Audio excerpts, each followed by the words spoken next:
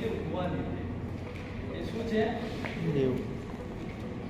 દેવું ના કરવું એટલે કહેવાય દેવું. આપણે કરીને કહી દઈએ. બરાબર કે નહીં?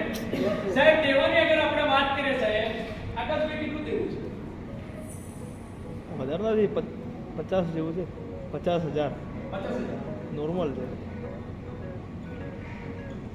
આકાશભાઈ કીધું 50,000 રૂપિયા દેવું છે. સમજો વાત.